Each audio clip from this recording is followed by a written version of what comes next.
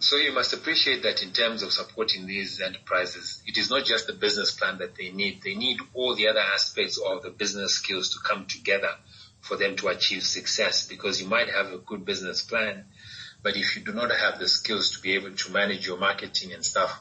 So in essence, I think it is a holistic approach that when you look at all the factors, those factors must come into place for the entrepreneur to succeed. And this is then represented in a business plan which they can take to a potential funder. So I think I cannot pick out on one, because then it might create a weakness in the others. You require all the factors to be in place for the entrepreneur to succeed. Okay. And what other resources do you think might have helped them with the development of that business plan to take to the market? So in essence, I would think once they've gone through this course, they probably would have needed a specific support for a consultant or an investment consultant to be able to speak to them about developing the business plan, ensure that the business plan has covered all the ends and that this business plan is good enough to take to market. And really what is useful is for the, say, an investment consultant to also take this business plan to try and help them find the funding, so that you can ensure that the training they've gotten has a return rather than just a training which does not bring any financial value for them to scale their business. Okay. And what about, I know you've sort of addressed this one, but what other types of support besides that do you think they would have helped if it had been provided?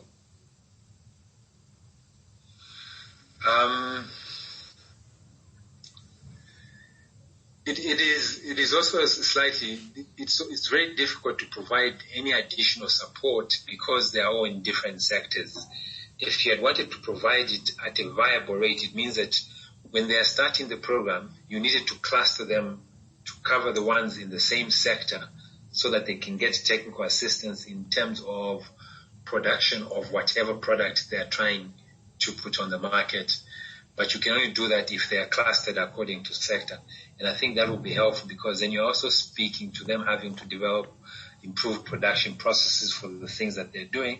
You're also speaking to them having to be able to develop their production manuals and processes in terms of documentation that is actually going to speak to how they are going to make their operations.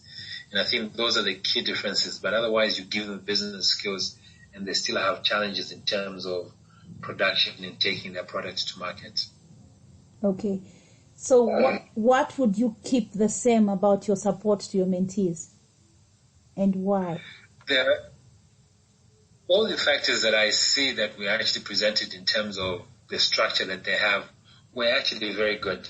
There are specific additions that you can make that might enhance this. And the first one I mentioned is around the business plan. The second one that I also would probably think about is to ensure that how are we able to help them to actually meet a financing requirement.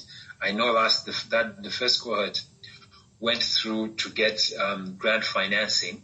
I think there were 7 that got $25,000. But I do not believe in grant financing. We had needed to be able to design a structure that was going to provide them with commercial capital, even if it's with concessional rates, and ensure that they're able to repay it. And then we can support additional enterprises other than just the first 7 that we supported. So why do you think the program didn't take the commercial route in terms of financing? This is a standard challenge that you actually have among all the donor-supported programs. They do not want to do commercial financing because of their bilateral agreements that the government funds they get to be able to support these programs does not allow them to be able to give it as commercial funding unless under special programs. And that's why it normally comes as grants, which haven't been very helpful. What usually happens is as soon as the grant funding ends, the business entities or projects they are supporting also fail. Okay. And how, if at all, has AWE affected your alumni? That's the mentees' businesses. Let me warn you, I don't have the commercial Zoom, so it will log us off in 10 minutes, but we just log back on using the same link. Okay. Okay, so how, if at all, has AWE affected the alumni, their businesses? That is hard to tell. I know of the few whose funding was approved to get the $25,000, but I have had no feedback as to how that has helped scale their businesses. Okay. And what about in terms of the acceptance criteria? How the mix of the people that came to the program, how did that affect them progressing or their growth after the program or during the program? So in terms of the mixing or the criteria that you have, the first thing that with WEAC is that it's a women-focused program. So the first thing that you obviously find is that there are only women in this program.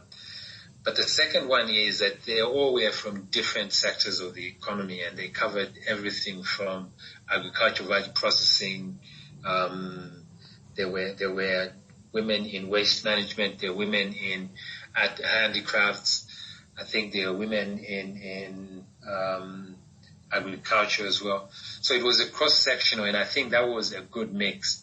But it depends how you want to focus in terms of the objectives you want to achieve in the program, is when you determine what kind of how many sectors you're going to cover and how many people do you want to have in each sector to be able to improve the support that you're giving them. Okay.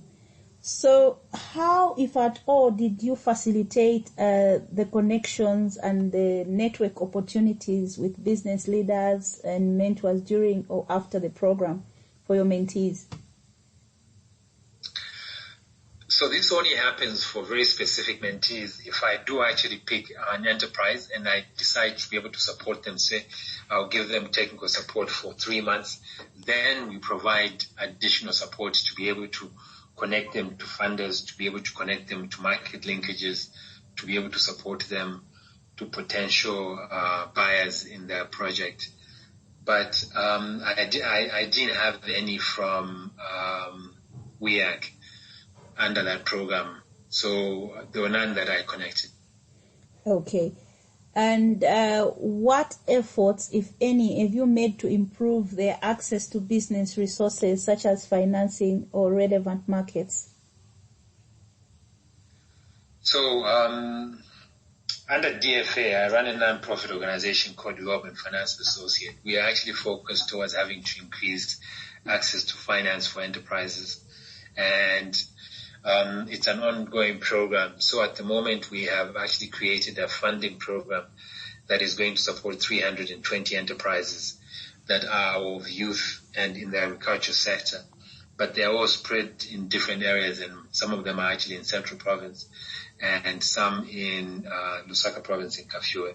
So that we are doing work specifically to do that. Okay, but under the AWE program, that was not covered. No, under the AWE program, this was not covered. Before the program had started, I had requested them to say, can we design a model that is going to support them to try and do this? That what we really want to do is create a fund which is under the AWE program specifically to support the ones that we think should be supported, and then offer them technical assistance to ensure that their business grow, to ensure that we can cluster them, and we are also able to link them to market. But unfortunately, this was not approved, so we didn't do the program. Okay.